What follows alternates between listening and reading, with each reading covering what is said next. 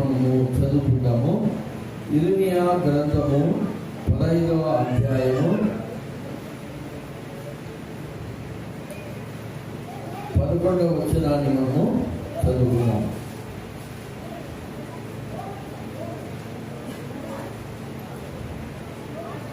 ఇర్మియా గ్రంథము 15వ అధ్యాయము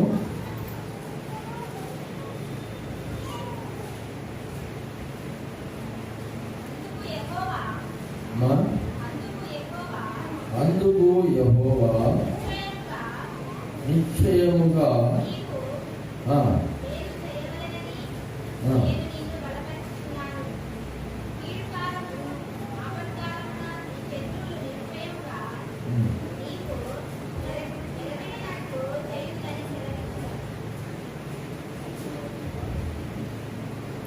ఏం చేస్తున్నామంటే అందుకు యెహోవా చెప్తున్నాడు. ఏమంటాడంటే, నిశ్చయముగా నీకు మేలు చేయవలనని నేను నిన్ను బలపరుచుచున్నాను. కీడు కాలమున ఆపత్కాలమున నీ శత్రువులు నిశ్చయముగా నీకు మొరలేడునట్లు చేయుదునని సెలవిచ్చెను. హల్లెలూయా. గట్టిగా హల్లెలూయా. ప్రియమైన దేవుని బిడ్డలారా, ఈ ఉదయకాలమందు దేవుడు ఏం నిశ్చయించుకున్నాడంటే, ఆయన ఏం చేయాలని నిశ్చయించుకున్నాడు? కీడు చేయాలనా మేలు చేయాలనా? మేలు చేయాలని నిశ్చయించుకుని ఉంటున్నాడు. కాబట్టి ప్రియమైన దేవుని బిడ్డలారా, ఈ వాక్యమును బట్టి మనం సంతోషించాలి. మన దేవుడు ఎప్పటికీ కూడా ఏం చేయడంట? కీడు చేయడు. కీడు తలపెట్టే దేవుడంట సాతానుడు. కీడు తలపెట్టే దేవుడు సాతానుడు. కాబట్టి కీడు మన జీవితంలో సంభవించినప్పుడు మనం తెలుసుకోవాలా, సాతానుడు మన జీవితంలో వాడు ఏం చేసినాడు? ప్రవేశించినాడు అని గ్రహించాల. అందుకే యేసు ప్రభువు వారు అనేక మాటలు చెప్పారు. ఏమన్నారంటే, జాగ్రత్త కలిగి ఉండాలి. ఏం జాగ్రత్త కలిగి ఉండాలా? కొన్ని విషయాల్లో జాగ్రత్త కలిగి ఉండాలా. ఏ విషయంలో జాగ్రత్త కలిగి ఉండాలా? శోధన వచ్చినప్పుడు ఈ శోధన ఎందుకు వచ్చింది అని జాగ్రత్త వహించి గ్రహించి ఆ శోధనను ఏం చేయాలంటే మనము జయించగలగాలి. శోధనను జయించడం ఎలా సాధ్యమా? శోధన ఎలా జయిస్తాము? శోధన ఎలా జయిస్తాము? 26:41 మత్తయి సువార్త 26:41. మీరు శోధనలో ప్రవేశించకుండానట్లు మెలకువగా ఉండి ప్రార్థన చేయుడి. హల్లెలూయా. ఇవే మనం చేయలేము అంటున్నారా? ఏం చేయలేము? వీటినే చేయలేము. ఒక 50 కేజీల బరువుని ఎత్తుకొని 1 కిలోమీటర్ నడవమంటే నడవగలుగుతాం కదా. సులువైన పని ఏంటంట? సులువైన పని. చిన్న పిల్లలు సహా చేయగలిగినటువంటి పనిని పెద్దవాళ్ళైన మనకి, వయస్కులైనటువంటి మనకి యేసయ్య అప్పగించినటువంటి పనిని మనం చేయలేకుండా పోతున్నాం. కాబట్టి కీడులో పడుతున్నాం, శోధనలో పడుతున్నాం, శోధనను జయించలేకపోతున్నాం, కీడును తప్పించుకోలేకుండా పోతున్నాం. కారణం ఏంటిదంటే, ఇక్కడ రాయబడినది మెలకువ లేదు. మెలకువ అంటే జాగ్రత్త లేదు, అజాగ్రత్త. అంటున్నారా? హల్లెలూయా. అందుకే ఎఫెసీ పత్రిక 6వ అధ్యాయం రాయబడినది ఏమంటే, మనము పోరాడున్నది ఎవరితో? పోరాడున్నది శరీరంతో కాదు. ఎవరితో పోరాడుతున్నాము? ఆకాశ మండలంలో ఏమున్నాయంట? ఆకాశమందు దేవుడు ఉన్నాడు. హల్లెలూయా. అందుకే దావీదు భక్తుడు అంటున్నాడు, ఆకాశమందు నీవు తప్ప నాకు ఎవరున్నాడు? నీవు నాకుండగా లోకంలో నీది ఏది నాకు అక్కర్లేదు అని దావీదు గారు చెప్తా ఉంటున్నారు. ఆకాశ మండలములో అంటే ఆకాశానికి భూమికి మధ్యలో ఏమున్నాయంటే కలిసిన దురాత్మ సమూహాలు ఉన్నాయి. ఈ దురాత్మ సమూహములు ఏం చేస్తున్నాయంటే మనకి ఏం చేస్తాయంట, గొడవలు పెడతాయి. ఏలయనగా మనము పోరాడున్నది శరీరులతో కాదు గాని ప్రధానులతోను అధికారులతోను ప్రస్తుత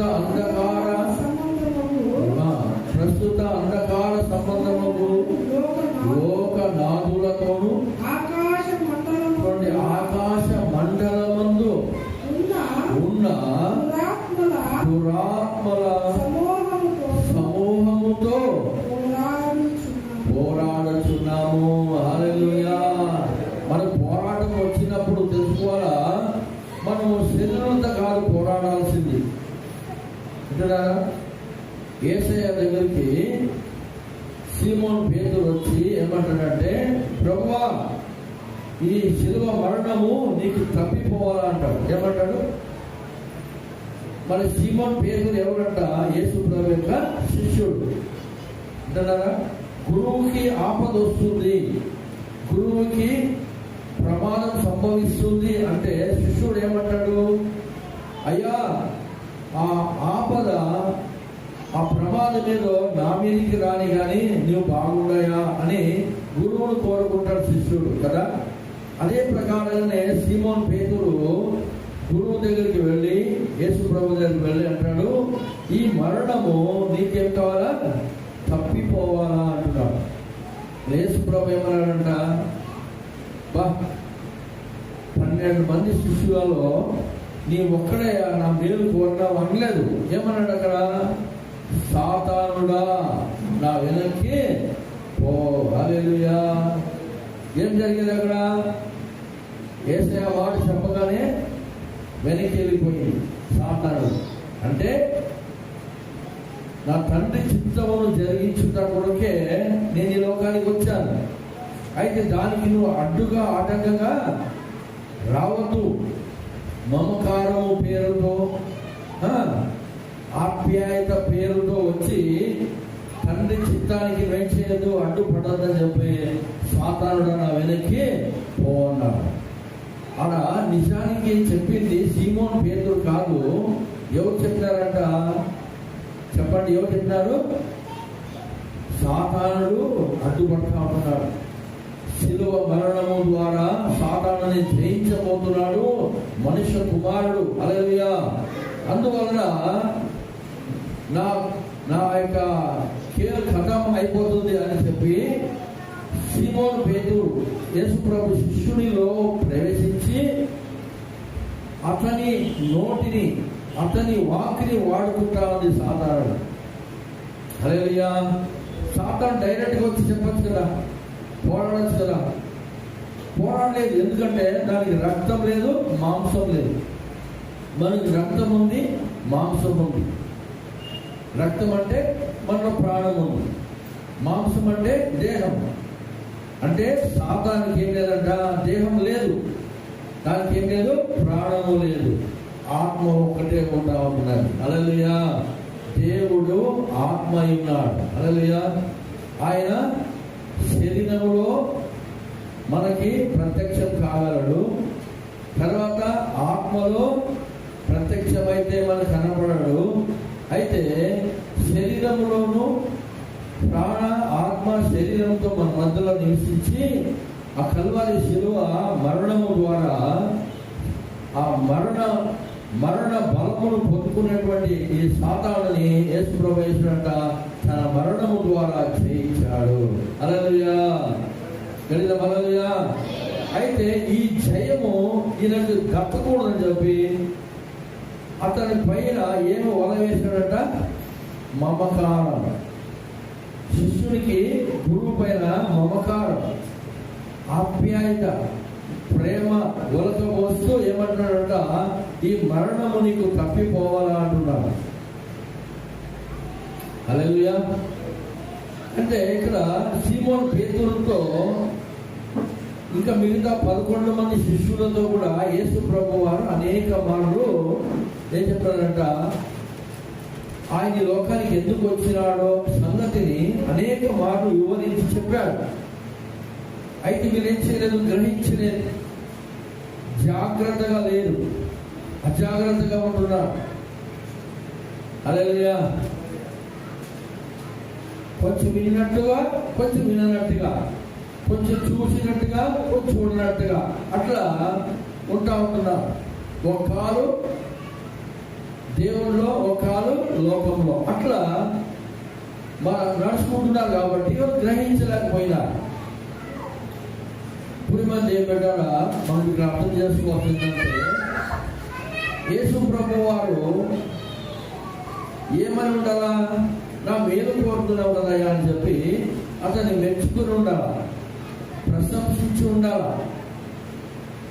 అయితే సాతానుడా అంటున్నాడు, సాతానుడా అంటున్నాడు. అంటే యేసు ప్రభు చెప్పండి ఇక్కడ మెలకువ కలిగి ఉంటున్నాడు, శోధనను జయిస్తా ఉంటున్నాడు. హల్లెలూయా. అందుకే మనతో కూడా చెప్తున్నటువంటి మాట ఏంటంటే, మనకు సంభవించే కీడులను, మనకు ఎదురయ్యే శోధనలను మనము జయించాలంటే ఏం చేయాలంట, మెలకువ కలిగి ఉండాలా. హల్లెలూయా. చాలా మంది మెలకువగా ఉంటారు. రాత్రి 11 అయినా 12 అయినా పడుకోరు, 1 గంట అయినా పడుకోరు, లేట్గా పడుకుంటారు, మళ్ళా త్వరగా లేస్తారు. మెలకుగా ఉంటే లాభం ఏముంది అక్కడ? రాయబడి ఏంటంటే, మెలకుగా ఉండి ప్రార్థన చేయాలి. ప్రార్థన అంటే ఏంటి చెప్పండి? దేవునితో మాట్లాడాలి, దేవుని యొక్క గొప్పతనాలను గురించి ఆయన కొనియాడాలి, ఆయన చేసిన పరాక్రమాలను ఏమైనా మనం తలపోసుకోవాలా. హల్లెలూయా. చెమ్ము నీళ్ళు చల్లితే ఆడడానికి గంట పడుతుంది, చెమ్ము నీళ్ళు కింద చల్లితే చూస్తే ఆడడానికి గంట పడుతుంది. అయితే ఎర్ర సముద్రమును 2 పాయలుగా చీల్చి ఆరిన నేల పైన హల్లెలూయా 6 లక్షల కాలు బలం కలిగినటువంటి వారిని నడిపించున్నారు. ఆరిన నేలలో వాళ్ళు కింద వంగి ఇసుకని ఎత్తుకుంటే తూర్పు పారిపోస్తుంటే అట్లా దుమ్ము అక్కడ పడతా ఉంది. అంటే అంత డ్రై ల్యాండ్ ఉన్నది వాళ్ళు పోయడానికి. ఎంత గొప్ప విషయం కదా. ఆమె హల్లెలూయా. మరి ఈ గొప్పతనాన్ని మనం తెలుసుకొని ప్రభుని స్తుతించాలి. ఇప్పుడు నీ ఎదుట ఉన్నటువంటి సమస్య ఎర్ర సముద్రమే కావచ్చు, నీ దేహంలో ఉన్నటువంటి వ్యాధి, నీకున్నటువంటి అప్పుల సమస్య, నీకున్నటువంటి భర్తల గురించినటువంటి సమస్య కావచ్చు, పిల్లల గురించిన సమస్య కావచ్చు, ఇరుగు పొరుగు వారి యొక్క సమస్యలు కావచ్చు, ఇవన్నీ హల్లెలూయా గొప్ప చేయకూడదు. వీటిని ఏం చేయాలా? అల్పంగా ఇచ్చారా? ఆమె చెప్పండి. హల్లెలూయా. మన దేవుడిని గొప్ప చేయాలా? దేవుడు గొప్పవాడా కదా? ఎర్ర సముద్రం ఎవరన్నా పాయంగా చేయగలుగుతారా? చెప్పండి. హల్లెలూయా. అట్లా చేసే టెక్నాలజీ ఏమైనా ఉందా? ఉన్నా కూడా డ్రై ల్యాండ్ ఏమైనా ఉన్నదా? డ్రై ల్యాండ్ని ఆరిపోయిన నేలను చూపగలుగుతారా? చూపలేదు. అంత మిరకల్ అద్భుతాన్ని దేవుడు చేశాడు. వాళ్ళు ఏమనుకున్నారంటే, వెనకల ఐగుప్తు సైన్య సమూహం మనం తరుముకుంటూ వస్తున్నది. ఇప్పుడు దేవుడు దిగి వచ్చి వాళ్ళు యుద్ధమాడి వాళ్ళని అపమానిస్తాడా అనుకున్నారు. వాళ్ళు అనుకున్నట్టుగా చేస్తే ఏమైనా ఉంటుందా? తీరు ఉంటుందా? హల్లెలూయా. చరిత్రలోనే ఎవరు ఎన్నడూ కని విని ఎరగనటువంటి రీతిగా ఎర్ర సముద్రమును 2 పాయలుగా చేసి ఆరిన నేలలో వారిని నడిపించారు. వారి ఈ దరి నుంచి అద్దరి చేరే వరకు కూడా ఆ 2 వైపులా గోడవలే నిలబడిన ఆ జలము వారి మీదికి రాలేదు. గొప్పగా చెప్పండి. అంత గొప్ప దేవుణ్ణి, అంత గొప్ప కార్యాన్ని తలపోసుకుంటూ ఆమె చెప్పండి, జలములలో పడినే వెళ్ళినా అవి నా మీద పారవు. పాట చూస్తారా? కవి ఎట్లా పాడినాడు, ఆ పాటను అర్థం చేసుకున్నాడు. ఆమె చెప్పండి, ఇవన్నీ తలపోసుకుంటూ ఆయనతో మాట్లాడుతూ ముచ్చటిస్తూ రాత్రంతా మెలుగుగా ఉండి ప్రార్థన చేయాలి. అదే ప్రార్థన. తండ్రితో ముచ్చటించుట, ఆయన పరిశుద్ధ లేఖనాలను చదువుకుంటూ కాలక్షేపం చేయాలి. ఫోన్ పట్టుకుని రీల్స్ చూసుకుంటా రాత్రంతా దీనితో గడిపితే శోధన కాదు కదా, పెద్ద ప్రమాదం ముంచుకుని వచ్చేస్తుంది. ఏం ముంచుకొస్తుంది? పెద్ద ప్రమాదమే వచ్చేస్తుంది. అలలు వచ్చి సముద్ర బీచ్లో పోయి స్నానాలు చేసుకుంటూ ఆ నీళ్ళలో కాలక్షేపం చేస్తున్నటువంటి వారిని అలా వచ్చి అట్లా తీసుకుని వెళ్ళిపోయేస్తారు. నాకు ఈత వస్తుందిలే, పెద్ద పెద్ద బావిలో, పెద్ద పెద్ద స్విమ్మింగ్ పూల్లో పై నుంచి ఎగరడము, డ్రైవ్ కొట్టడము అన్ని నాకు తెలుసు అనుకున్నటువంటి మొనగానే అహల ఏం చేస్తున్నారా, తీసుకుని వెళ్ళిపోతుంది. హల్లెలూయా. ఆ ప్రకారంగా ప్రియమైన ఏం విన్నాడా, సాతానుడు మనేశ్వరట తీసుకుని వెళ్ళిపోతాడు. కాబట్టి మన ఏం చేయాలా చెప్పండి? ఏం చేయమంటున్నాడు? మెలకువ కలిగి. ఎప్పుడు మెలకువ కలిగి? ఏ మెలకువ? ఆత్మీయ మెలకువ, శరీరం కాదు. అందుకే దేవుడు మన విశ్రాంతి కొరకు పగలు రాత్రిని పెట్టాడు. రాత్రి అంతా ఎవరు పని చేస్తారమ్మా? పని చేస్తారా? రాత్రి అంతా ఎవరు పని చేయరు. పగలు ఉన్నంత వరకు పని చేస్తారు. రాత్రి అంతా చేస్తారు, రెస్ట్ తీసుకుంటారు. కొందరు నైట్ పని చేసే వాళ్ళు ఉంటారు, నైట్ డ్యూటీ చేసే వాళ్ళు ఉంటారు. కానీ వాళ్ళు పగలు ఏం చేస్తారు? రెస్ట్ తీసుకుంటారు. చేంజ్ అంతే. ఆమె చెప్పడాలయ్యా, ఈ దేహానికి ఏం కావాలా? ఏం కావాలి? దేహానికి విశ్రాంతి కావాలి. ఆమె చెప్పండి, విశ్రమించాలి. అప్పుడు కొత్త కొత్త ఆలోచనలు నీ మైండ్లోకి వస్తాయి. దేవుని నామాన్ని మహిమపరిచే విధంగా ఈ జీవిత విధానం ఉంటుంది. వచ్చేటువంటి శోధనలు గ్రహించగలుగుతాం. ఆత్మీయ మెలకువ గురించి చెప్తా ఉంటారు ఇక్కడ. ఏ మెలకువ? ఆత్మీయమైన మెలకువ కలిగి ఈ శోధన ఎందుకు వస్తున్నది, నా నోటి నుంచి ఈ మాట ఎందుకు వెల్లడైంది. హల్లెలూయా. కొన్నిసార్లు ఏమవుతుందంటే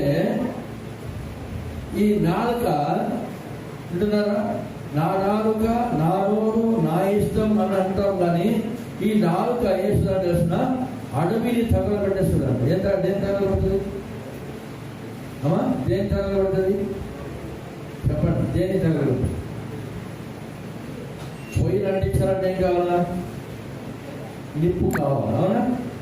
అంటే ఈ నాలుక నిప్పు కంటే డేంజర్. మనం చూడడానికి నాలుక అంటాం. ఈ నాలుక వేస్తుందాల్సిన అడవిని కాల్చి పడేస్తున్నాడు. కాబట్టి ఈ నాలుక కంట్రోల్లో ఉండాలా? ఎవరు కంట్రోల్లో ఉండాలా? మన కంట్రోల్లో ఉండాలంటే మనం ఎవరు కంట్రోల్లో ఉండాలా? దేవుని కంట్రోల్లో ఉండాలి. ఆమె చెప్పండి. హల్లెలూయా. చూడండి, ఫోన్ నా దగ్గర ఉంది, ఈ ఫోన్ నా దగ్గర ఉంది. యూట్యూబ్ మీరు ఆన్ చేయండి చూద్దాం. యూట్యూబ్ ఆన్ చేస్తారా? ఫేస్బుక్ ఆన్ చేయండి ఈ ఫోన్లో చేస్తారా? వాయిస్ ఈ ఫోన్ మీ చేతికి ఇస్తే చేయగలుగుతారు. అవునా కదా? ఫేస్బుక్ పెడతారు, యూట్యూబ్ పెడతారు, ఇంకా ఇన్స్టాగ్రామ్ అన్ని పెట్టడానికి వస్తారు. ఫోను ఎవరు చేతిలో ఉంటే వాళ్ళు ఏం చేయగలుగుతారు? కంట్రోల్ చేయగలుగుతారు. అదే ప్రకారంగా నీ నాలుక నీ వశంలో ఉండాలంటే నీవు ఎవరి వశంలో ఉండాలా? దేవుని వశంలో ఉండాలా? దేవుని వశంలో ఉండాలంటే నువ్వేం చేయాలా? ప్రార్థన చేయాలా. హల్లెలూయా. ఆ ప్రార్థన ఎట్లా అంటే ఆత్మీయ మెలకువ కలిగి ప్రార్థన చేయాలి. ఎప్పుడు మనం ప్రార్థన చేయమో అప్పుడే సమస్యలు ఏమవుతాయంట మన జీవితంలో వస్తూనే ఉంటాయి. పిల్లల ద్వారా వస్తుంది, భర్త ద్వారా వస్తుంది, ఇంకా పక్కింటి వాళ్ళ ద్వారా వస్తుంది, ఎదురింటి వాళ్ళ ద్వారా వస్తుంది, ఇంకా అనేక రకాలుగా శోధన అనేది మన జీవితంలోనికి వస్తుంది. ఆమె చెప్పండి హల్లెలూయా. శోధన రాదని కాదు, ప్రార్థన చేస్తే శోధన రాదని కాదు, శోధన వస్తుంది. అయితే నువ్వు ప్రార్థన చేసి ఉన్నావు కాబట్టి హల్లెలూయా ఆ శోధన నీ ఎదుట ఓడిపోతుంది. చెప్పండి హల్లెలూయా హల్లెలూయా. శోధన నానా రకాలుగా ఉన్నాయి. ఒక రకంగా వస్తుందంటే దాన్ని గుర్తుపట్టచ్చు, నానా రకాలుగా ఉంటాయి. ఆకాను ఎవరంటే తెలుసా? మంచి భక్తిపరుడే. పరిశుద్ధ గ్రంథంలో పాత నిబంధన చూసినప్పుడు ఆకాను మంచి భక్తిపరుడే. అయితే అతని హిస్టరీ అంతా, బ్యాక్గ్రౌండ్ అంతా బాగానే ఉంది. ఈయనకి శోధన వచ్చింది. ఎట్లా వచ్చింది శోధన చెప్పండి? ఎలా వచ్చిందంట? శపితమైన వస్తువుని ఆశించాడు. ఆశించి ఏం చేశాడంట? హల్లెలూయా. చూడండి, యాకోబు పత్రికలో ఉంటుంది చదవము. శోధన మన జీవితంలో ఎట్లా ఎంటర్ అవుతుంది, ఆ శోధన ద్వారా మనకి ఏం సంభవిస్తుంది అనేది మనకి చూస్తాము.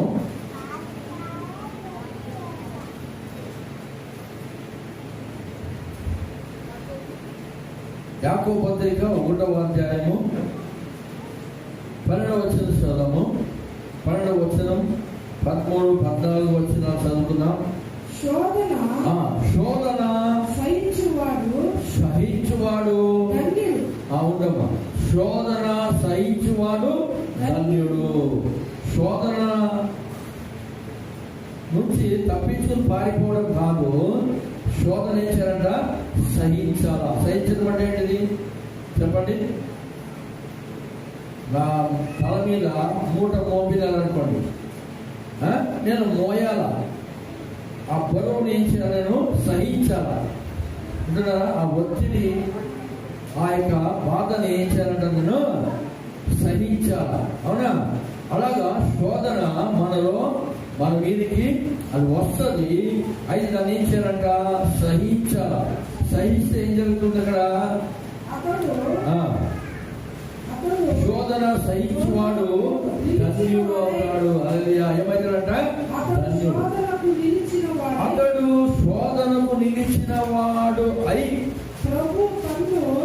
ప్రభువు తన్ను ప్రేమించు వారికి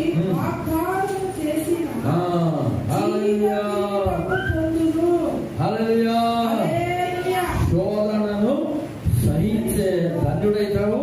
రెండోది ఏమైతావంట? అతడు శోధనకు నిలిచి ఉండాలా. శోధనలో పడిపోకూడదు. ఆమె చెప్పండి. యోసేపుకు శోధన వచ్చింది, ఆ కాలంలో శోధన వచ్చింది.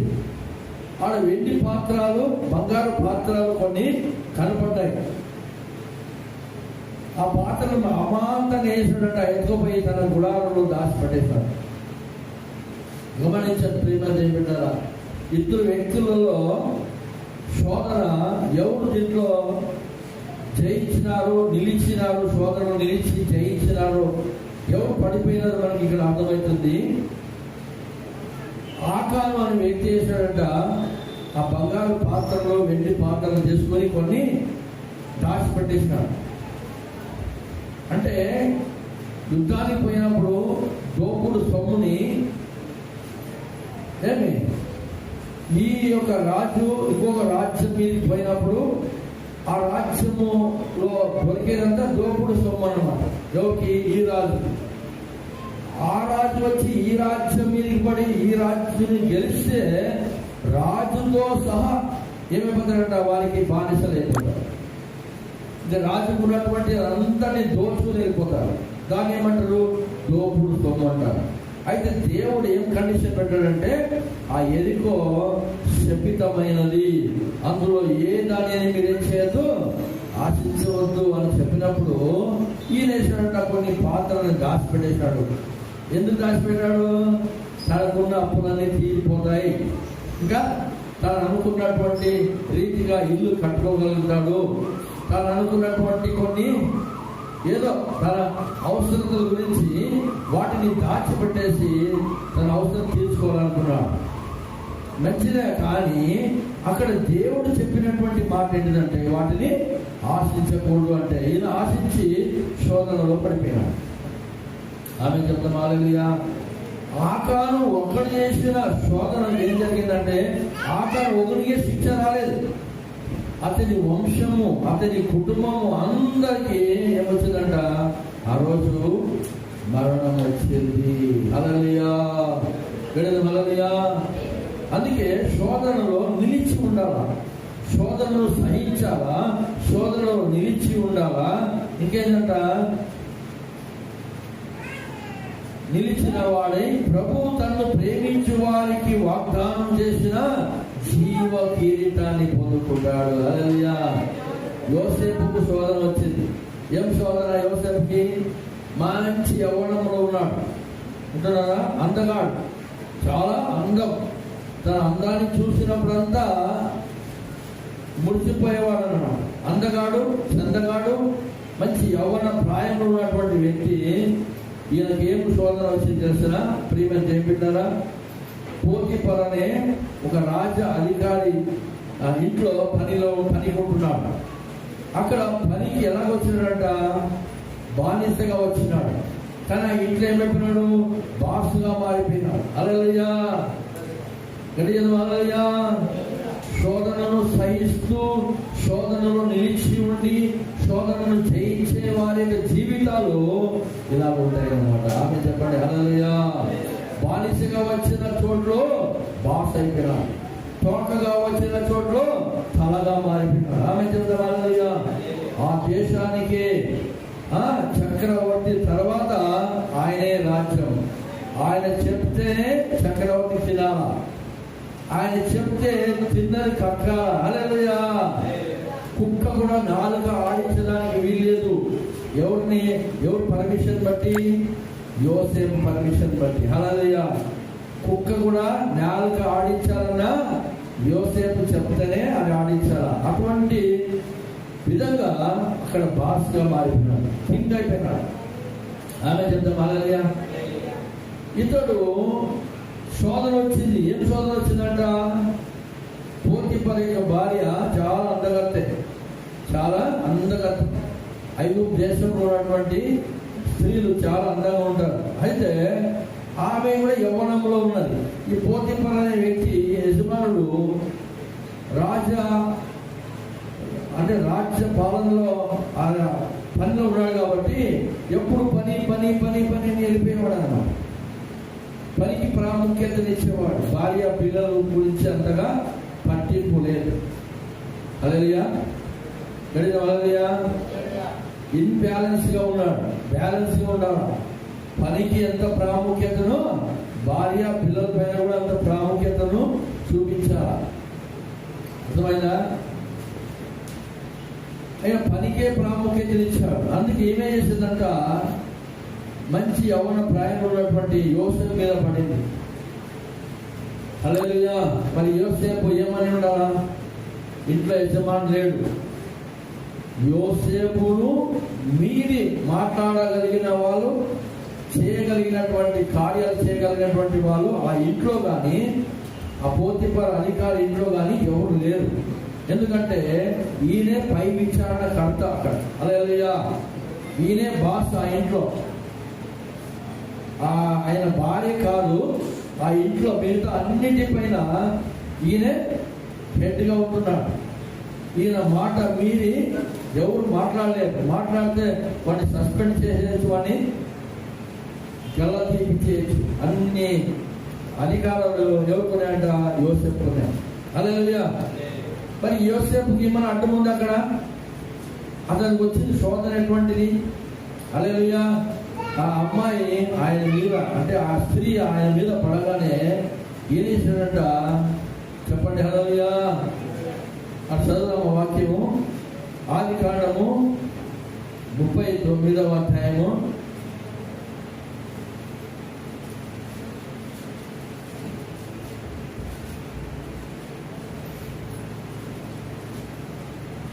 చూడండి ఎంత మంచి మాట అక్కడ మాట రాయబడిందంటే ప్రియమైన దేవులారా, 39వ అధ్యాయము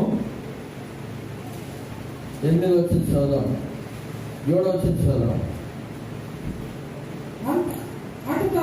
అటు తర్వాత అతని యజమానుని భార్య యోసేపు మీద కన్ను వేసి తనతో శయనించుమని చెప్పాను. అయితే అతడు ఒప్పక యజమాని ఎంత లేడా ఉంటే ఆయన ముందేదో పొగిడితే 4 కాసులంట వేస్తాడు వస్తే అట్లా అనుకోలేదు. ఇంట్లో యజమానిగా లేడు. ఏమంటాడు చూడండి, నా యజమానుడు తనకు కలిగినది అంతయు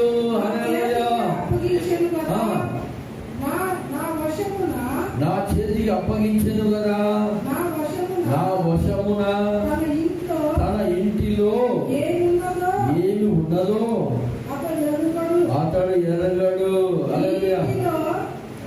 ఈ ఇంటిలో చూడండి, ఈ ఇంటిలో నాకంటే పైవాడు ఎవడును లేడు. నీవు అతని భార్యవైనందున నిన్ను తప్ప మరి దేనిని నాకు అప్పగింపక ఉండలేదు. చూడండి ఇక్కడ చూడండి, హల్లెలూయా, ఇంత మంచి మాట. ఈ మాటను అండర్లైన్ చేసి పెట్టుకోండి. కాబట్టి నేనెట్లు ఇంత ఘోరమైన చూస్తారా ఆ శోధన ఎటువంటిదంట? ఘోరమైన దుష్కార్యము చేసి దేవునికి విరోధముగా పాపము కట్టుకొందునని నేను. హల్లెలూయా, హల్లెలూయా. యోసేపుకు అన్నీ ఉన్నాయి అక్కడ. ఒకటి ఏం లేదంటే సైన్ చేసేది ఒకటి లేదు. ఏం లేదు, సంతకం పెట్టడం. ఆ యజమానుడు పెట్టాలా, యజమాని తరపున భార్య పెట్టాలా. ఇది ఒకటే. ఇటున్నారా, ఆ ఒకటి కూడా నాకు దొరికిపోతుంది కదా ఈ పని చేస్తే అనుకోలేదు. హల్లెలూయా. యోసేపు ఒక భక్తి పరుని యొక్క కుటుంబంలో నుంచి, దైవ భక్తి కలిగినటువంటి కుటుంబంలో పుట్టి పెరిగినటువంటి వాడు. ఆమె చెప్తాం, హల్లెలూయా. యోసేపు కలలు కనేవాడు, కలలకు అర్థం చెప్పేవాడు. ఆ కలలు అటువంటి వరము టాలెంట్ ఉన్నప్పటికీ రాజు ఎదుట పోయినప్పుడు ఎంత తగ్గించుకుంటాడంటే, హల్లెలూయా, చాలా వినయము. భక్తి పరులకి ఏమంటారంట? వినయం ఉండాలి. మనందరం ఏమంటారు? విశ్వాసులు అంటారు. విశ్వాసులకి ఏమంటారంట? వినయం ఉండాలి, తగ్గింపు ఉండాలి. మాట్లాడడానికి ఏం చేయాలంట? నిదానించాలా. వినడానికి ఏం చేయాలంట? వేగిర పడాలా. ఏది పడుతుంది వినకూడదు. ఏది పడుతుంది వింటే ఏమవుతుంది? మనసుకి బాధ అవుతుంది. హల్లెలూయా. కొన్ని వినాలా, కొన్ని వినకూడదు. ఆమె చెప్పండి, కొన్ని వినని సంగతులు ఉంటాయి. వాటిని విన్నామనుకోండి, వింటే మన మనసు ఊరుకుండదు. అది మెదులుతా ఉంటుంది, మనసులో మెదులుతా ఉంటుంది. ఆ సంగతిని బయట పెడితే వేరే వాళ్ళు కూడా ఉడికిపోయేస్తారు. కాబట్టి కొన్ని మాటలు ఏం చేయకూడదంట? వినకూడదు. కొన్ని మాటలు వినాలి. ఆమె చెప్తాం, హల్లెలూయా. ఆది కాలంలో ఉంటుంది, నీవు నీ భార్య మాట విను అన్నాడు దేవుడు. ఇంకో చోట అంటున్నాడు, ఏమంటాడంటే, నీవు నీ భార్య మాట విని నేను తినవద్దన్న చెట్టు పండు తింటివా అని అడుగుతున్నాడు. ఎవరి మాట అయినాడు అక్కడ? మరి ఇక్కడ ఏమంటున్నాడు? నీవు నీ భార్య మాట విను అంటున్నాడు. అదే దేవుడు అంటున్నాడు ఇక్కడ ఏమంటున్నాడంటే, నీవు నీ భార్య మాట విని నేను తినవద్దన్న పండుని తిన్నావు కాబట్టి నీవు బ్రతికినంత కాలము ఏమైతావు? చెమట నేనన్నా. ఈరోజు కష్టం ఎందుకు వస్తుంది? ఈరోజు ఇంత బాధ వేదన ఎంత ఉన్న వ్యక్తి కానీ చూడండి, ఎక్కడో ఒక చోట మనసు కలుక్కుమనే విషయాలు ఉంటాయి వాళ్ళ జీవితంలో. డబ్బు ఉంటుంది, ఆస్తులు ఉంటుంది, బలగం ఉంటారు, చుట్టాలు, బంధువులు, రోజు పార్టీలు అన్ని జరుగుతాయి. హల్లెలూయా, పార్టీ బాగా జరుగుతుంది. బర్త్డేలు, పెళ్లి రోజులు, పెళ్లిళ్ళు గ్రాండ్గా జరుగుతాయి. కానీ ఎక్కడో ఒక చోట మనసు ఏమవుతున్నాడా? గాయమవుతుంది. హల్లెలూయా. కాబట్టి ఇంత కష్టం ఎందుకు వస్తుందంటే, అక్కడ ఆ వ్యక్తి చేసినట్ట భార్య మాట విని తినవద్దు అని దేవుడు చెప్పిన ఆ పండుని తిన్నాడు, శాపాన్ని కొని తెచ్చుకున్నాడు. ఆమె చెప్తాను. హల్లెలూయా. కాబట్టి ప్రియమైన దేవుని బిడ్డలారా, ఈ శోధన, ఈ కష్టము, ఇంకా ఈ ఆపదలు, ఈ ప్రమాదాలు ఎలా వస్తాయంటే, మనం అజాగ్రత్తగా ఉన్నప్పుడు వస్తాయి, మనం మత్తుగా ఉన్నప్పుడు వస్తాయి. ఆమె చెప్తాం. హల్లెలూయా. నువ్వు మెలకువగా ఉంటే నీ సొత్తుని నువ్వు కాసుకుంటావు కదా. నువ్వు అజాగ్రత్తగా ఉన్నప్పుడే కదా నీ జోబులోనే పర్సు పోయేది. నువ్వు బస్సు ఎక్కుతున్నప్పుడు, దిగుతున్నప్పుడు నీ జోబు పైన నీ గమనం ఉంటే నీ జోబులో ఉండే పర్సు ఎట్లా పోతుంది? వాడు ఎంత 420 గాడైనా నీ జోబులో చెయ్యి వేయగలుగుతాడా? నీ గమనం లేక బస్సు ఎక్కేటప్పుడు, దిగేటప్పుడు ఎక్కడో గమనం ఉంటే జోబులో ఉన్న డబ్బు అమాంతంగా దొంగ ఏం చూస్తున్నామంటే మెలకువ కలిగి ఉండాలి. ఆమె చెప్పండి. హల్లెలూయా. చూడండి, దేవుడైతే మనకు మేలు చేయాలని ఉద్దేశించి ఉన్నాడు. హల్లెలూయా. కీడు ఎవరి ద్వారా వస్తుంది? సాతాను ద్వారా వస్తుంది, శత్రువు ద్వారా వస్తుంది. మనకి శత్రువులు ఎవరున్నారు చెప్పండి అమ్మా? ఎవరికి శత్రువు? మనకి మనమే శత్రువుగా మారిపోతా ఉంటున్నాం. అవునండి, నిజం. మన తలరాత్రులు మనమే తిట్టుకుంటాం. ఏం దరిద్రమో చుట్టుకునిందో అనేస్తామో. నువ్వు అన్నావు కదా, దరిద్రమే చుట్టుకుంటుంది. హల్లెలూయా. నేను క్రీస్తునందు నూతన సృష్టిని అని నువ్వు ఎప్పుడన్నా అన్నావా? బాప్తిస్మం పొంది ఈ సంవత్సరాలైనా 50 అయినా నీ నోటి నుంచి వచ్చిందా? క్రీస్తునందు నేను నూతన సృష్టిని. క్రీస్తునందు నాకేం లేదు. ఈ పాపానికి సంబంధము, ఈ శాపానికి సంబంధము లేదు. ఆయన పొందిన గాయముల ద్వారా నాకేమైనా స్వస్థత ఉన్నదని యాపదలు అంటామా? యాపద కూడా.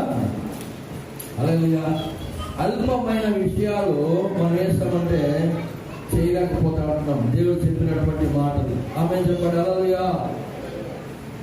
ఇక్కడ ఇర్మియా గ్రంథము 15వ అధ్యాయము 11వ వచనంలో ఆయన చెప్తున్నటువంటి మాట చూడండి. ప్రియమైన దేవుని బిడ్డలారా, అందుకు యెహోవా చెప్తున్నాడు. ఇక్కడ చెప్తున్నది భక్తుడు కాదు, గ్రంథకర్త కాదు చెప్తాడేది. ఇక్కడ దేవుడే చెప్తున్నాడు స్వయంగా. ఏమంటున్నాడు అంటే, అందుకు యెహోవా నిశ్చయముగా, గ్యారెంటీగా, ఆమె చెప్పగలదుగా, ఖచ్చితంగా ఏం చేస్తున్నాడు ఆయన? నిశ్చయముగా నీకు మేలు చేయవలనని నేను నిన్ను బలపరుచుచున్నాను. ఆమె చెప్పండి. హల్లెలూయా. బలపరుస్తున్నాడు ఆయన. ఎలా బలపరుస్తున్నాడు? తన వాక్కు ద్వారా బలపరుస్తున్నాడు.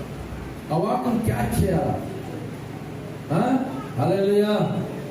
సేవకుడి ద్వారా బలపరుస్తున్నాడు. వాక్యం వినడము ద్వారా బలపరుస్తున్నాడు. మనం ఏదో ముసలము ముచ్చట్ల గురించి స్టోరీ వినుకుంటామంటే ఆ మాటల ద్వారా బలం వస్తుందా? చిన్నపిల్లలు చూస్తారా? చిన్నపిల్లలు ఏదో ఒకటి చూస్తా అంటారు. అది పూర్తి కాకుండానే దొబ్బేస్తామన్నారు. మా పాప చూసినప్పుడు అంతా ఏమో ఏం చూస్తుందో, తల్లి ఏదో చూసి భయపడుతుందేమో అని మేము దగ్గర ఉంటే అది పూర్తిగానే దొబ్బేస్తాడు. టకా ఏం జరుగుతుంది నెక్స్ట్ అని అనుకుంటున్నప్పుడు అది దొబ్బేస్తుంది. హల్లెలూయా. హల్లెలూయా. చూడండి, ఇక్కడ దేవుడు అంటున్నాడు నిశ్చయముగా, అంటే గ్యారెంటీగా నీ జీవితంలో ఆయన చేశాడంట, మేలు చేయవలనని నేను నిన్ను బలపరుచుచున్నాను అని చెప్తాను. ఆయన మన యేసులాంటి ఉదయకాలంలో బలపరుచుచున్నాను అని చెప్పండి. ఇది మొదలుకొని దేవుడు నేను ఏం చేస్తున్నాడంట, బలపరచువాడుగా ఉంటున్నాడు. నువ్వు బలము పొందుకుంటే ఆ బలము చేత ఏం చేయగలుగుతావు, సాతానుని జయించగలుగుతావు. సాతాను యొక్క ట్రిక్స్ ని గుర్తుపట్టగలుగుతావు. సాతానుడు ఏ రూపంలో వచ్చినా, ఏ అర్ధరాత్రిలో వచ్చినా ఇది సాతానును గుర్తుపట్టగలుగుతావు. బలపరచబడుతుంది ఎవరి చేత, దేవుని చేత. ఆమె చెప్పండి, నిశ్చయముగా నీకు మేలు చేయవలనని నేను నిన్ను బలపరచుచున్నాను. కీడు కాలమున, ఏ కాలమున, కీడు కాలమున, శోధన కాలమున నీ శత్రువులు నిశ్చయముగా నీకు మొరడిల్లునట్లు చేదునని సెలవిచ్చాను. హల్లెలూయా. ఎవరు చెప్పండి, ఎవరు వచ్చి నీకు మొర పెడతారంట? మొర ఎవరికి పెట్టాలమ్మా?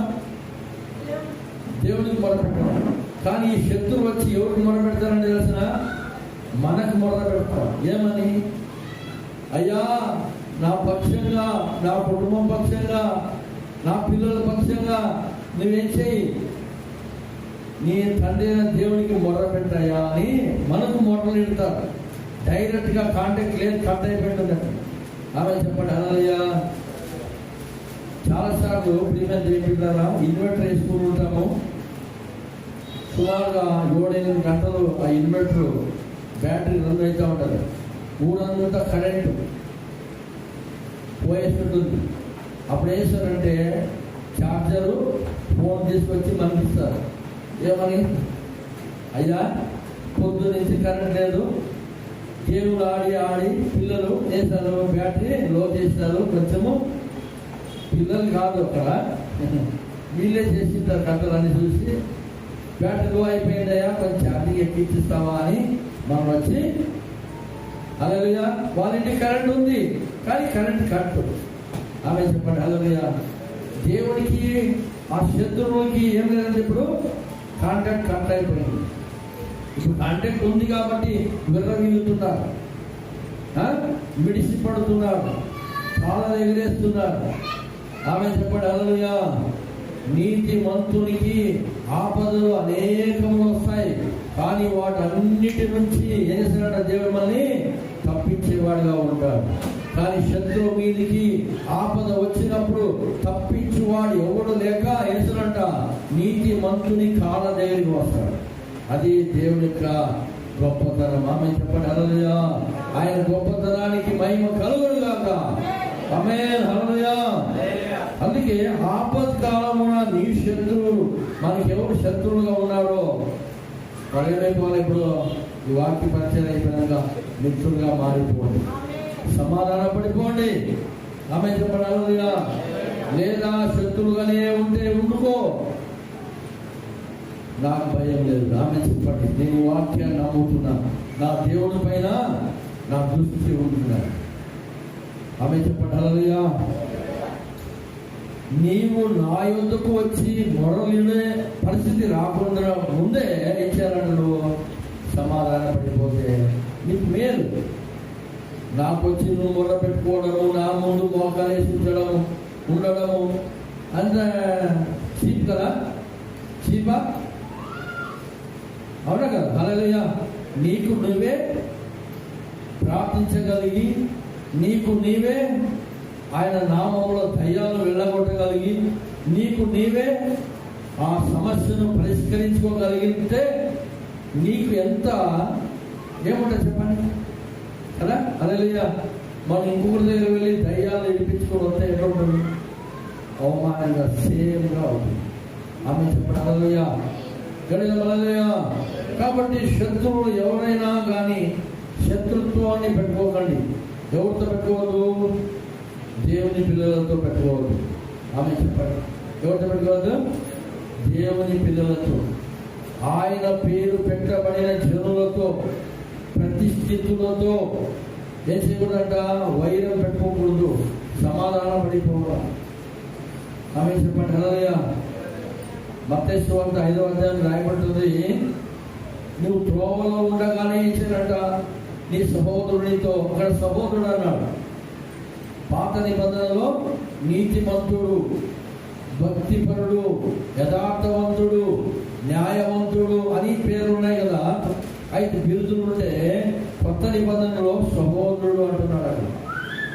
అక్కడ ఎవరంట? సహోదరుడు. హల్లెలూయా. నీ సహోదరునితో త్రోవలో ఉండగానే సమాధాన పడిపో, లేదంటే అతడేసినట్ట నేను బంట్రోతికి అప్పగిస్తాడు. బంట్రోతి వేసినట్ట నేను ఎత్తుకుపోయి చెరసాలలో వేస్తాడు. చెరసాలలో వేయబడినావంటే కడపటి కాసు చెల్లించేంత వరకు కూడా నువ్వు బయటికి రాలేవు చెరలో నుండి. కాబట్టి అటువంటి పరిస్థితి ఏ శత్రువుకి రాకూడదని దేవుని బిడ్డల మీద మనం కోరుకోవాలి. ఆమె చెప్పడలుగా గెలవలుగా. ఈ రోజుల్లో చూసినట్టయితే దేవుని బిడ్డల కంటే దేవునికి విరుద్ధంగా భక్తిహీనత జరిగిస్తున్నటువంటి, భక్తిహీనులుగా ఉన్నటువంటి వారే బాగున్నట్టుగా మనకు కనబడుతుంది. అవునా కదండి? హల్లెలూయా. మనకంటే వాళ్ళు కారులో పోతున్నట్టుగా, మనకి కారు కూడా కాలు నడక కూడా సరిగా ఉండదు మనకి అన్నట్టుగా ఉండదు. అవునా కదా? హల్లెలూయా. చూడండి 37వ కీర్తనలో దేవాది దేవుడు పరిశుద్ధాత్మ ద్వారా మనకు వ్రాయించి భద్రపరిచి పెట్టి ఉంటున్నాడు. చదువుదాము.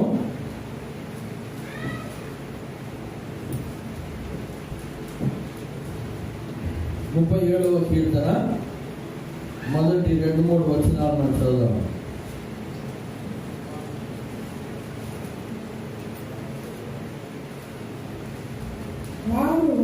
వారు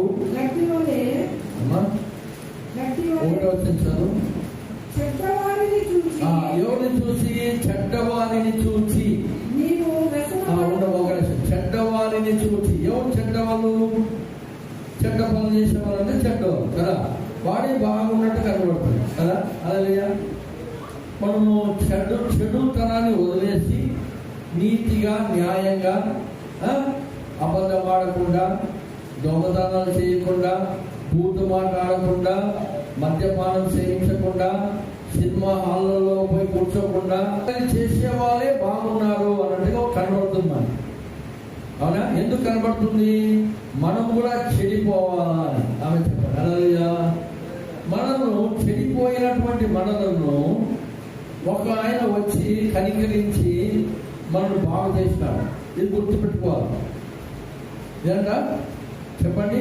నశించిపోతున్నటువంటి మనలను తన ఉపదేశము ద్వారా, స్వార్థ ద్వారా, తన ప్రేమ ద్వారా, తన కృప ద్వారా మనల్ని గట్టకేసినటువంటి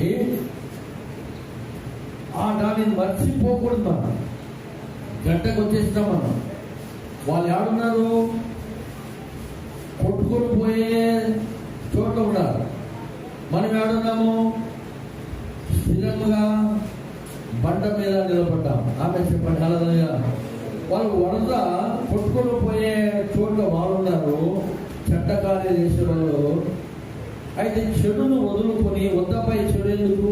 ఈ చెడు ద్వారా ఆ వరదలు కొట్టుకోపోయి ఎక్కడో నాశనం అయ్యేదానికంటే ఈ గడ్డకేసే ఈయన పాదాలు పట్టుకున్నామని పట్టుకున్నా మనము మనకి అనిపిస్తుంది. చెడ్డవారిని చూసి నీవు వ్యసన పడకము, దుష్కార్యములు చేయువారిని చూసి మత్సర పడకము. వారు గడ్డి వలనే త్వరగా, అంతే చెప్పండి, త్వరగా చెప్పండి, త్వరగా కన్నడದಲ್ಲಿ ಬೇಗನೆ ಹಲ್ಲೆಲೂಯಾ ಅವರೇನಂತಾರ ಬಾಡಿ ಹೋಗ್ತಾರೆ. హల్లెలూయా. ఎండిపోతారు, త్వరగా ఎండిపోతారు. చదువు. పచ్చని కూర వలనే వాడిపోదురు. యెహోవా యందు నమ్మిక నుంచి మేలు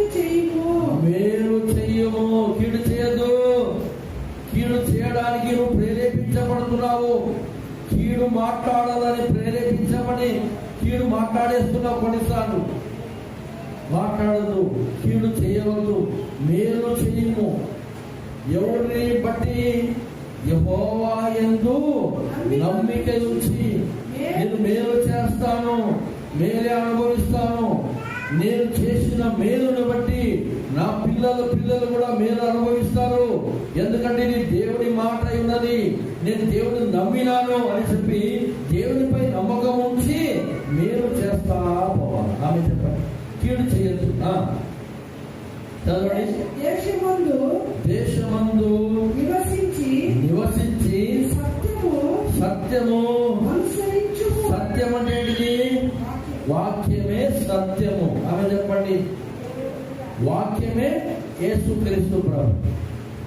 యేసుక్రీస్తు ప్రభుని అనుసరిస్తూ సత్యమును అనుసరించుము అంటే సత్యం ఎవరు? యేసు ప్రభు. యేసు ప్రభును అనుసరించు. యేసు ప్రభు ఏం చేశాడు? సిలువలో ఆయన్ని తూలనాడి అపహాసించి కాకిరించి మొగాన ఉమ్మి వేసి పిడిగుద్దులతో గుర్తి ఇంకా నానా విధంగా బాధ పెట్టిన ఏమన్నాడైనా, తండ్రి వీరేమి చేయించున్నారో వీరు ఎరగరు కనుక వీళ్ళని క్షమించుము. హల్లెలూయా. ఆయనను అనుసరించాలా మనం?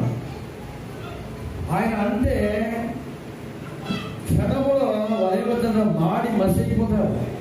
అలా అడగలేదు, తండ్రి వీరేమి చేయించున్నారో వీరు ఎరగగా చేస్తున్నారు అంటే వాటిలో సాతానుడు నిండుకుపోయేస్తాడు. చంపు, సిలువ వేయండి, చంపండి అనేది ఎవడంటే సాతానుడు వాళ్ళలో మనసుని కఠినపరుస్తూ. తర్వాత తెలుస్తుంది యేసు ప్రభుని చనిపోయిన తర్వాత మధ్యాహ్నమే దేశం అంతా ఎనగుతుండగా చీకటి కమ్మిపోయేసరికి అందరూ ప్రధాన యాజకులు సహా వస్త్రాన్ని చింపుకొని అయ్యో ఎంత తప్పు చేసినే అని బాధపడ్డాడంట, రోగపడుతున్నాడు. అయినా మళ్ళా సాతానుడు మళ్ళా వాళ్ళు ప్రవేశించి హృదయాన్ని కఠినపరిచినాడు. అందుకు శిలువ మరణము ఆయన పునరుద్ధానం గురించి అబద్ధాలు సృష్టించి సమాజంలోనికి ఆ అబద్ధాన్ని ప్రవేశపెట్టారు. సాతానుడు వాళ్ళు ఉన్నంత వరకు సాతానుడు హృదయాన్ని కఠినపరుస్తాడు, కీడు చేయమని ప్రేరేపిస్తాడు. అందుకు యెహోవా యందు నమ్మిక ఉంచి మేలు చేయాలా, మేలు ద్వారా కీడును చేయించాలా. ఆమె చెప్పడాలి, యెహోవాను బట్టి సంతోషించుము. ఆయన నీ హృదయ వాంఛను. హల్లెలూయా. ఆయన మన హృదయంలో ఉన్న వాంఛ, హృదయంలో ఉన్నటువంటి ఆశలు, హృదయంలో నుండి కోరికలు అప్పుడు నెరవేరుతాయి. ఆమె చెప్పడా ఆయన తీరుస్తాడు. ఈ మార్గములను యెహోవాకు అప్పగింపుము. మన మార్గాన్ని ఏం చేయాలంట? యెహోవా కంటే యేసయ్యకు అప్పగించుకోవాలా. నీవు ఆయనను నమ్ముకొనుము. ఆయన నీ కార్యములను చేస్తాడట, నెరవేరుస్తాడు. హల్లెలూయా. గట్టిగా హల్లెలూయా. ఇంకా 6వ వచనంలో చూడండి, ఆయన వెలుగును వలె నీ నీతిని మధ్యాహ్నము వలె నీ నిర్దోషత్వమును వెల్లడి. హల్లెలూయా. బహిరంగం చేస్తున్నాడు ఆయన నీ నిర్దోషత్వాన్ని, నీ యొక్క ఏదన్నా నీ నీతిని, నీ నిర్దోషత్వాన్ని, నీ యొక్క ధర్మాన్ని ఆయన వెల్లడి చేస్తాడు. అందరికీ బహిరంగం చేస్తాడు. అందరూ చూస్తున్నట్టుగా హల్లెలూయా. అందరూ చప్పట్లు కొట్టి నిన్ను ప్రశంసిస్తూ ఉండడము అట్లా లోపల కాదు, లోపల మెచ్చుకుంటారు కొందరు. ఏట్లో ఆడేస్తారు, లోపల హృదయం ముందు మెచ్చుకుంటారు, నోటితో మెచ్చుకుంటారు, హృదయం ఏం చేస్తారట, ఎప్పుడు నాశనం అయిపోతాడా, ఎప్పుడు నాశనం అయిపోతుంది ఇది అని అనుకుంటాం. పై నోటి మాట ఏంది, తేనెలాగా ఉన్నాయి మాటలు కదా, తేనెలాగా, కానీ లోపల చేదుని వర్ణించలేము, అంత భయంకరంగా చేదు నిండుకొని ఉంటారు. ఇదంతా సాతాను ద్వారా వచ్చేది. దేని ద్వారా వస్తుంది? సాతాను ద్వారా వస్తుంది. కాబట్టి ప్రియమైన దేవుని ద్వారా చెడు ఏదైతే ఉన్నదో అది సాతాను నుండి వస్తూ ఉన్నది, మంచి ఏదైతే ఉన్నదో అది దేవుని నుండి వస్తున్నది. ఆమె చెప్పండి హల్లెలూయా. ఇది గుర్తుపెట్టుకోండి. జీవితంలో ఎవరికైనా మంచి చేయాలా అని దేవుడిని ప్రేరేపించినా, లేకపోతే చేయాల్సినటువంటి పరిస్థితి వస్తే నువ్వు చెయ్యి, మంచి చెయ్యి. మంచి అనే విత్తనం విత్తు, మేలు అనే విత్తనం విత్తు. ఎవరి మీద? భూమి మీద నమ్మకం పెట్టుకోవద్దు, వర్షం మీద నమ్మకం పెట్టుకోవద్దు. ఈ వర్షాన్ని, భూమిని సృష్టించిన సృష్టికర్త మీద నమ్మకం ఉంచి మేలు చేయము, దేశమందును వర్ధిల్లుతావు. హల్లెలూయా. నీ హృదయ వాంఛలు తీరుతాయి. నీ మార్గంలో ఏదంటే ఆయన నీ నీతిని, నీ నిర్దోషత్వాన్ని వెల్లడి చేస్తాడు. ఆమె హల్లెలూయా. హల్లెలూయా. ఆయన మనకు మేలు చెయ్య ఉద్దేశించి ఉన్నాడు. ఎలాగా? నిశ్చయముగా. ఆమె చెప్పండి, గ్యారంటీగా. ఈ రోజు నుంచి డేట్లు రాసి పెట్టుకోండి. దేవుడు మన జీవితంలో మేలు చేయవలనని మనం బలపరుస్తున్నాం. కీడు చేయాలని కాదు. కొందరు కీడు చేయాలని చేస్తారంటే మేలు చేసినట్టుగా ఉంటారు, మంచి మాట్లాడినట్టుగా ఉంటారు, గోధులతో వింటారు. దాంట్లో ఎప్పుడు పడేటట్టుగా వాళ్ళు ప్రవర్తిస్తారు. మనుషులు కాదు, దేవుని పైన విశ్వాసం వచ్చారు. ఆమె చెప్పండి హల్లెలూయా. గడిదా హల్లెలూయా. దేవుని పిల్లలు దేవుని మీద విశ్వాసం పెట్టాలి, నమ్మకం పెట్టాలి. వీళ్ళు చెడ్డవాళ్ళు. దేవుడు ఏం చేశాడంటే తెలుసిన, ఆయన మంచితనాన్ని వీళ్ళు ఆసరా చేసుకొని సమాజంలో బతుకుతున్నారు. అమ్మా వినండి బాగా ఈ మాట వినండి. అందుకే దేవుడు అంట తన సూర్యుడిని చెడ్డవారి మీదను మంచి వారి మీదను ప్రకాశింపచేస్తున్నాడు. వర్షము వచ్చినప్పుడు చెడ్డవారి మీదకి వస్తున్నది, మంచి వారి మీదకి వస్తున్నది. మంచి వారి యొక్క ఫలము కనిపించదు, చెడ్డవారిది ఎత్తి కొట్టినట్టు కనపడుతుంది. కానీ అది నిలవదు, ఆకుకూర వలె వాడిపోతుంది. ఆమె చెప్పండి. పప్పు తినేవానికి అర్థం కాదు, పప్పు వండేవాళ్ళకి తెలుస్తుంది ఆకు ఫ్రెష్గా ఉన్నదా వాడిపోయిందా. ఆమె చెప్పండి. ఆకుకూర వలె వల మీద సాయంకాలానికంతా వాడిపోతారు. మన ఎదుట దేవుడు శత్రువుని ఎలా పెట్టాడంట? ఆకుకూరలాగా పెట్టినాడు, గడ్డిలాగా పెట్టినాడు. ఆమె చెప్పండి.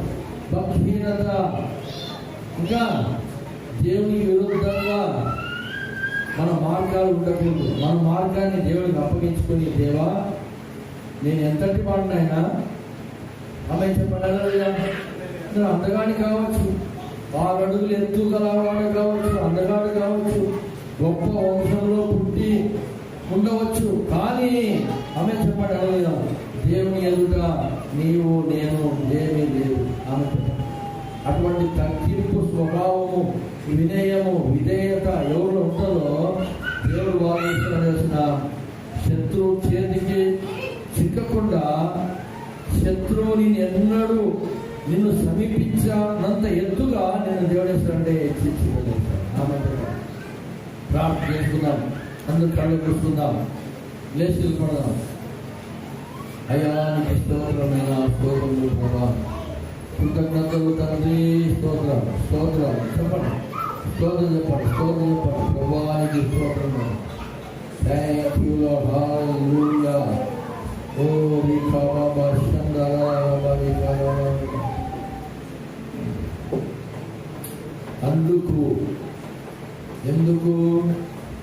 అందుకు యెహోవా చెప్తున్నాడు,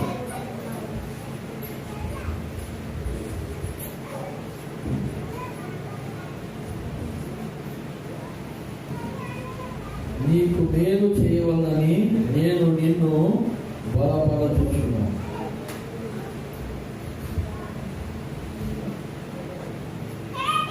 కళ్ళు మూసుకున్నాను, ప్రార్థన చేద్దాం. కీడు ఎవరి నుంచి వస్తుంది? మేలు ఎవరి నుంచి వస్తున్నది? మేలు ఎవరు సొత్తు?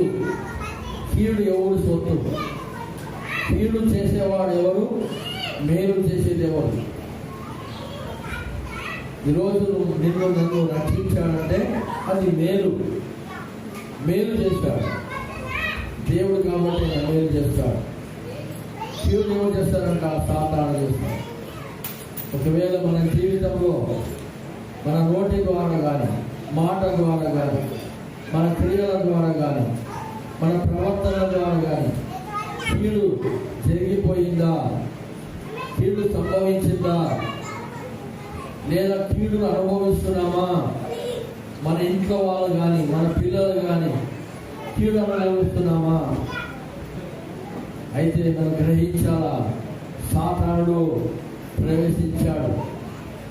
సాతానుని ప్రేమించాలి. మనము దేవుని ఆశ్రయించి, దేవుని సహాయముతో, పరిశుద్ధాత్మ యొక్క సహకారముతో ఆ సాతానుని మన కుటుంబంలో నుంచి, మన పిల్లల నుంచి, మన భర్తల నుంచి, భార్యల నుంచి, మన జీవితం నుంచి వెళ్ళగొట్టాలా. దేవునికి లోబడి ఉండుడి, అపవాదిని ఎదిరించుడి, వాడు మీ అందరి నుండి పారిపోతాడని వాక్యం సెలవుతున్నారు. కాబట్టి ప్రభుకి లోపడదా. ప్రభువా, నేను తప్పు చేశానయ్యా, అయ్యా మనసు గాయపెట్టాను, మనసు కలత చెందేటట్టు చేశాను, నా మనసు కలత చెందుతున్నది ఈ కీడును బట్టి. అయ్యా కీడు నేను అనుమతించాను, నేను అంగీకరించానయ్యా, అందుకే నా జీవితంలో కీడు అనుభవిస్తున్నాను. అయినా నన్ను క్షమించు. ఇక మీదట ఇటువంటి కార్యాలు నా జీవితంలో, నా కుటుంబంలో, నా పిల్లల్లో, తండ్రి పిల్లలు కూడా ఒప్పుకోండి. పిల్లలారా, దేవుని పిల్లలారా, మీరు కూడా ఒప్పుకోనండి. ఇది మా అమ్మకే, ఇది మా నాయనకే అని అనుకోకు. కీడు ఎవరికి సంభవించినా, ఒక రాడు వచ్చి నీ కాలు మీద పడితే, ఎవరికి పడినా, పిల్లలకు పడినా, తల్లిదండ్రులకు పడినా, ఏటే ఇరిగేది నీ అమ్మకే. కాబట్టి కీడు సంభవించకూడనట్లుగా కీడు ఇక మీదట మేము అనుమతించమునైనా. మా జీవితంలో మేము ఎదుర్కొంటామునైనా. వేడుకోండి, మనసు తిప్పి. దేవుడు మన మధ్యలో ఉంటున్నాడు, దేవుడే మనతో మాట్లాడుతుంటున్నాడు. ఇలాంటి పనులు ఇక మీదట నేను చేయొద్దని ఒక తీర్మానం చేసుకుందాం, నిబంధన చేసుకుందాం, కమిట్మెంట్ చేసుకుందాం, ఒప్పందం చేసుకుందాం దేవుని ఎదుట. ప్రభువా, నా నోటి మాట ద్వారా, తండ్రి నా క్రియల ద్వారా, నా ప్రవర్తన ద్వారా, నా చూపు ద్వారా, తండ్రి నేను ఎవరికి నేను కీడు చేయను, కీడు నేను అనుభవించాను. ఒకరికి ఒక వేలెత్తి చూపిస్తే మనకి 3 ఏళ్ళు మనకి చూపిస్తున్నాయి. కాబట్టి మనం ఒకరికి ఒక కీడు చేస్తే మనకి 3 అంతలు 10 అంతలు కీడు మన జీవితంలో మనం అనుభవించాల్సి వస్తుంది. కాబట్టి ఈ ఉదయ కాలంలోనే ఆయన సముఖంలో, ప్రభువా, నా ద్వారా, నా పిల్లల ద్వారా తండ్రి ఏదైనా కీడు సంభవించి ఉందా? ఎవరి మనసు నేను గాయపరిచానా, బాధ పెట్టానా? నన్ను క్షమించునైనా.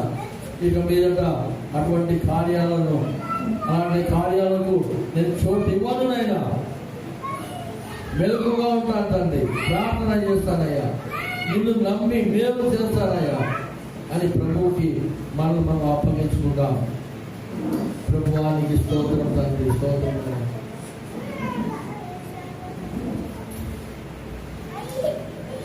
తండ్రి, జాలిగల దైవమా, యేసయ్యా మీకు వందనాలయ్యా. మా బలహీనతలు ఎరిగి ఆత్మదేవా మా పక్షంగా విజ్ఞాపన చేస్తున్నావు మూలుగులతో తండ్రి, స్తోత్రం. ఎందుకే ఇంకా ప్రభా మేము కంటికి బట్ట కట్టుకుంటున్నాం. అయ్యా మేము ఇంకా నీవు ఉన్నామంటే కేవలం నీ సహాయము ద్వారా, ఆత్మదేవ నీ సహాయము ద్వారా, నీ కృప ద్వారా మేము ఇంకా బ్రతికి ఉంటున్నాం. ఎసయ్యా ఇంకా నా జీవితంలో ఓ తండ్రి ఎక్కువ కీడు సంభవించకుండానట్టుగా తండ్రి ఇక మీదట ఇటువంటి పాపానికి నేను చోటు ఇవ్వను నాయన. స్తోత్రాన్ని పరిశుద్ధపరచు. మరొకసారి నీ రక్తములను కడుగు, నీ రక్త కోటలను భద్రపరచు, నా కుటుంబాన్ని భద్రపరచు, నా భర్తను భద్రపరచు, నా భార్యను భద్రపరచు, నా పిల్లలను భద్రపరచయా. నీ రక్తం మడుగులో మమ్మల్ని కడిగి వేయనైనా వేడుకోండి. ప్రేమ చేయించారా ఈ సమయంలో దేవుడు మీకు విడుదల ఇవ్వబోతుంటున్నాడు. Thank you Jesus. ప్రభువానికి స్తుతులు, వందనాలయ్యా. ఈ ప్రకారంగా ఎవరైతే తమ జీవితంలో శోధనను అనుమతించి శోధనను జయించలేక, శోధనను సహించలేక సడుగుతూ గొడుగుతూ ఏమి దేవుడు ఏమి అది ఇది అని ప్రభా స్తోత్రమైన నానా విధాలుగా సరిగి గొడిగి ఇంకా ఎక్కువగా పాపం చేస్తుంటే వాళ్ళని క్షమించి మన్నించి నూతన పరచడం. మరొకసారి నీ రక్త ప్రోక్షలో, నీ రక్త కోటలో ఈ కుటుంబాలను భద్రపరుచు. నజరేయుడైన యేసుక్రీస్తు నామములో ప్రార్థించి వేడుకున్నాము తండ్రి. అందరూ చెప్పండి ఆమేన్.